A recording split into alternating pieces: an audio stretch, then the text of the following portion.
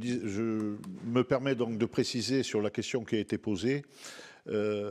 Sur les différentes taxes de séjour qui sont récupérées donc par la collectivité de Corse.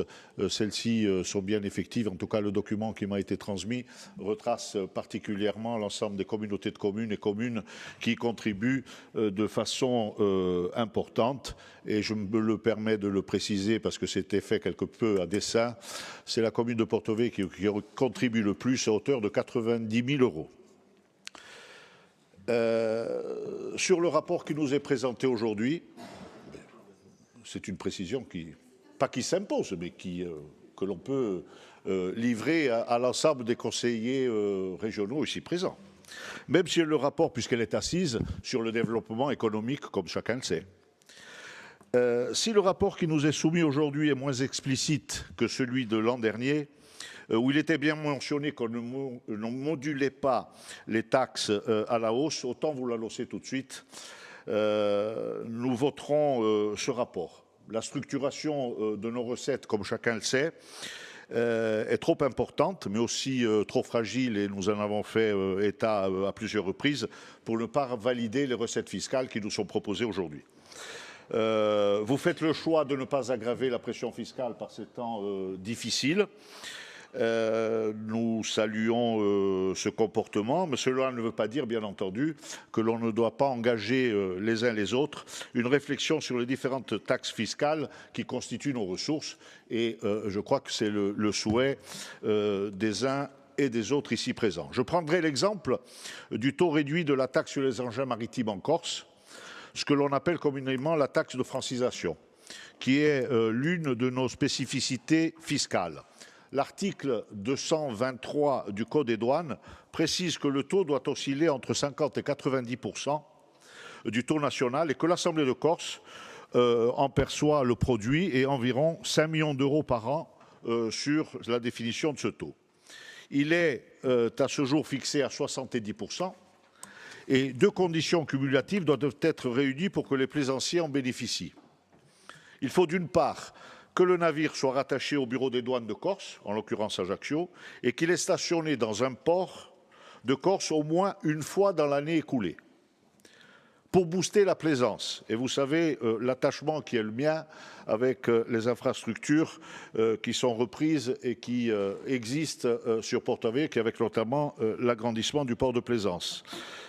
Sans toucher au taux préférentiel, pourquoi ne pourrait-on pas envisager que 2, voire 3 touchés, au lieu du 1, soient nécessaires pour bénéficier de cette réfaction.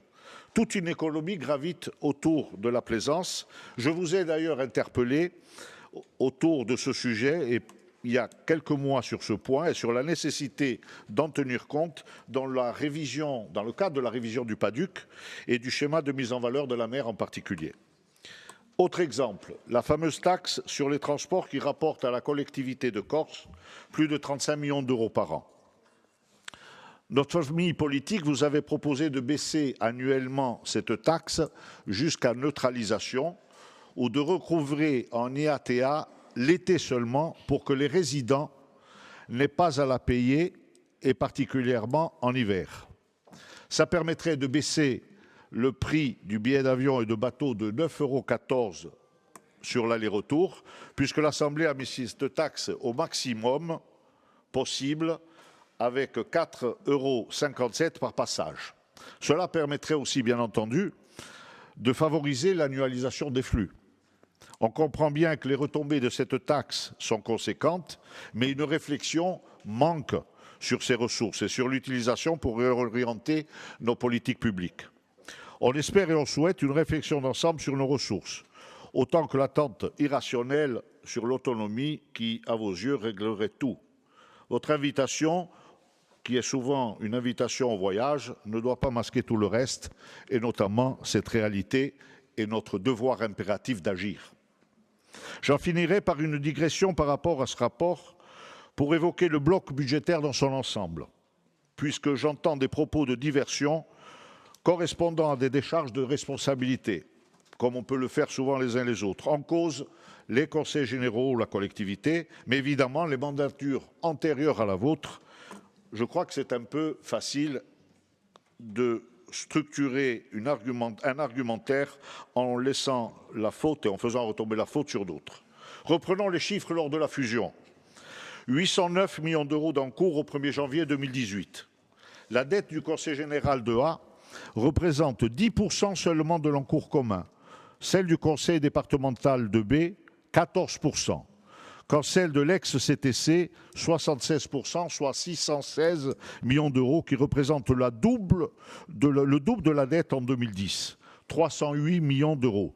Sachant que notre collègue Jean Biancucci, je regrette qu'il ne soit pas présent aujourd'hui parce qu'il aurait pu disserter sur le sujet tel qu'on le connaît, disait à l'époque qu'on entrait dans une zone rouge, sans considérer que les 300 millions représentaient 26 années de gouvernance, avec à l'actif des diverses équipes qui se sont succédées, la déviation de Bocognano, la 4 voies Bordeaux-Vescovat, le pont d'Abra, la déviation de Propriane, etc. Effectivement, on empruntait raisonnablement, mais pour investir beaucoup. Maintenant, on emprunte beaucoup pour investir autant que les 3 collectivités, vous le dites souvent réunies, sinon un peu plus ces dernières années, notamment grâce à la rallonge compensatoire obtenue sur le PTIC. Maintenant que nous flirtons avec le 1,1 milliard d'euros de dette, je pense que Jean Biancucci doit nous voir les uns et les autres plus qu'écarlates. Les départements, surtout le 2A, ne contribuent que faiblement à la date si l'on étudie bien les chiffres. Inversement en investissement, sur l'exercice 2017, les parts cumulées des 2 départements correspondent à 40% du total investi, soit 60% pour la CTC. Et surtout, ils sont mis en partage avec la fusion. Présidente, excusez-moi. Leur fiscalité dynamique, non, mais le sujet, notamment les fameux DRTO. C'est fini, j'ai fini. Le sujet, c'est les taxes. Je me devais, en tant que conseiller général, rappeler l'ensemble de ces équilibres. Les départements, je l'ai dit hier, ne méritent pas à ce point d'être voués aux gémonies. Je vous remercie.